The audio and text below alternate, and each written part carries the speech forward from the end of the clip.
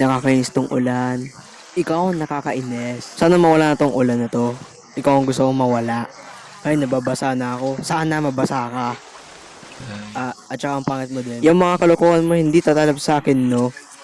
Insulto ba yan? Buti alam mo.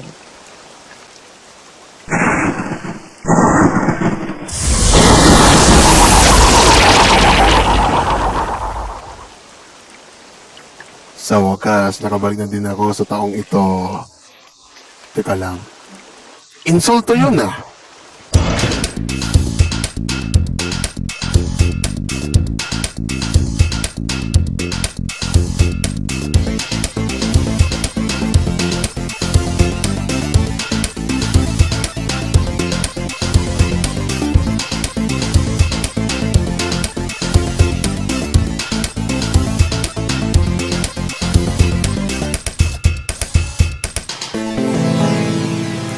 Ako na yun sa mga taong iniinsulto yung aking mata.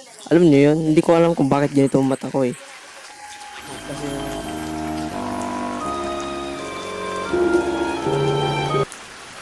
mga tol, kita niyo ba yung lalaking yun na nandun sa may banda doon? Oo. Kakaiba. Oo, ay ibig ko sabihin iyon. Kamukha yun ni Ed pero may bigote. Huwag kang ano dyan, si Tom lang ang tinutubuan ng bigote. Sakit ko na to. Hindi pwede maging ako yun. Oh, baka pwede. Hindi talaga pwede. Oh, wait, baka pwede. Galing ako sa hinaharap sa taong 20. Yun ang panahon ko sa pinagbawal ang cola dahil sa mga drugs daw na nasa loob nito at ako'y naiinis talaga doon.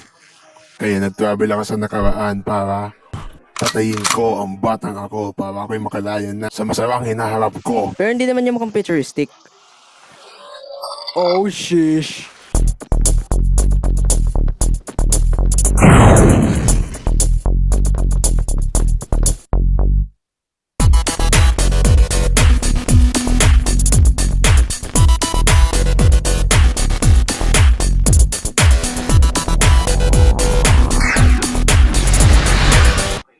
Gusto ko ang manok ko ay extra crispy. Wala namang nagbago dito.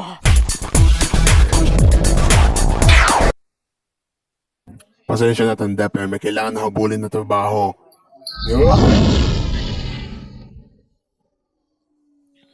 Napakabait ng bata. Oh hindi, Laser. Tulungan mo ako, super guy.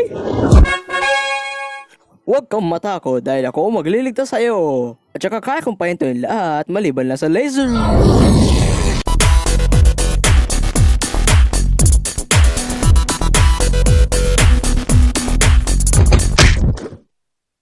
Kunin na lahat ng gamit nyo at umalis na tayo dito.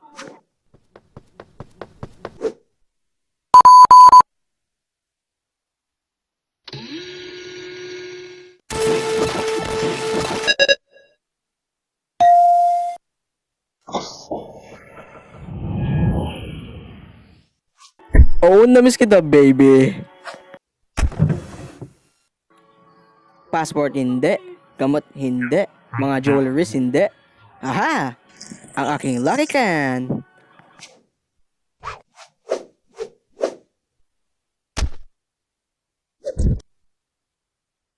Matt, bilisan mo. O sige, pupunta na ako dyan. Maaalala ko kayong lahat sa puso ko. Oh. Oh. Oras na pausa. Operation Mega Escape 4. Open. Access. Enter. Bukas ka naman.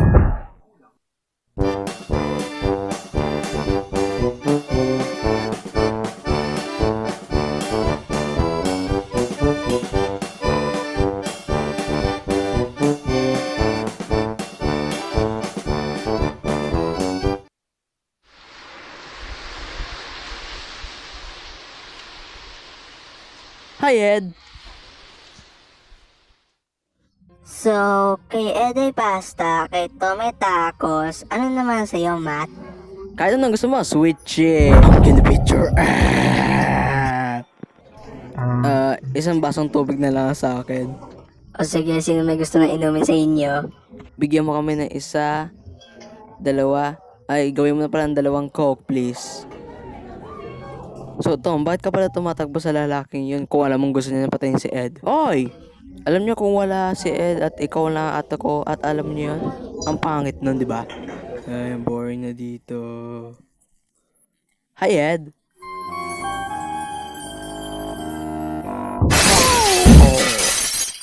Anak ng dagang kumain ng steroids.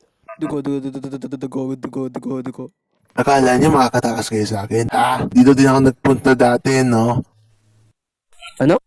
Pero bakit ang tagal mo maghanap sa amin, ha? Manahimik ka. Ngayon humanda ka na mamatay. Teka lang, paano ka namin malalaman na ikaw si Ed sa hinaharap, ha? Well, itong Lucky Can, Ed. Pareho natin to nakuha. La la la la la la la la la la la la. Oh, lata.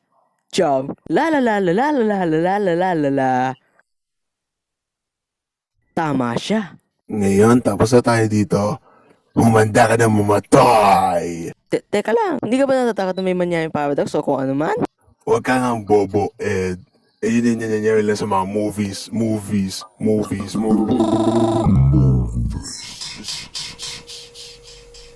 Ano ba ang problema ng tibing to, ha? Ha? Gumana ka naman. Oh my God! Wow!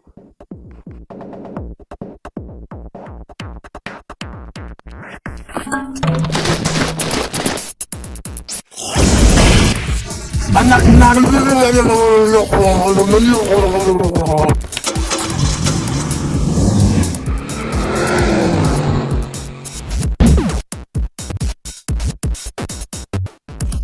Mukhang matindi ata to, ah.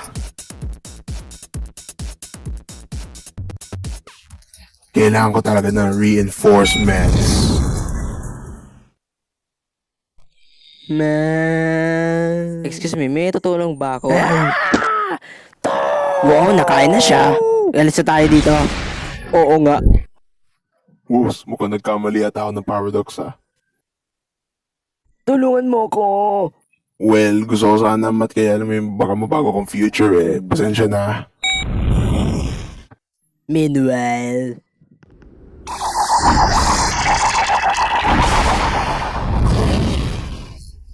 Buti na lang meron pa tayong isang time machine.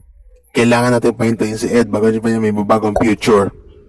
Nakapatay talaga siya sa akin. So saan ba tayo maghahanap, ha? Hindi ko alam. Baka nandito lang siya sa may tabi-tabi. Ay, sino kayang bibili nito? Siguro kailangan natin bumalik sa kotse.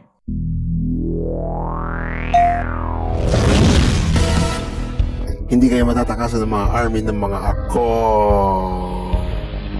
Eden, Sir Ed, Edius, at Ed.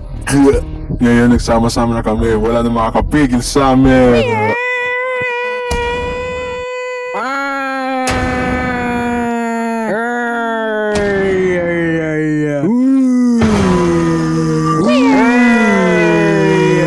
Ay, ano ba gayan? Taas ang kamay.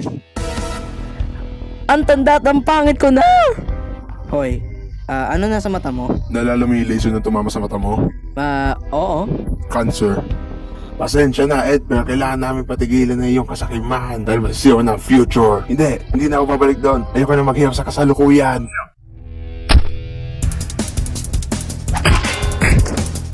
Hindi, Susan!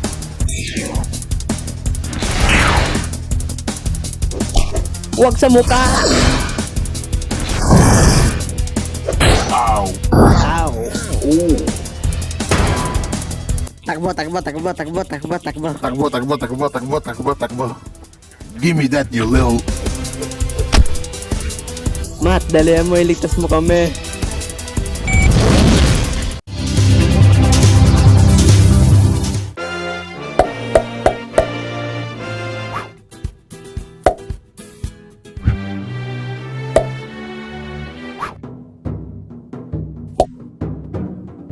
Today Today we have the pleasure of speaking to the well-known creator, author, founder and king of pretty much everything in existence since the dawn of man, known simply as Matt.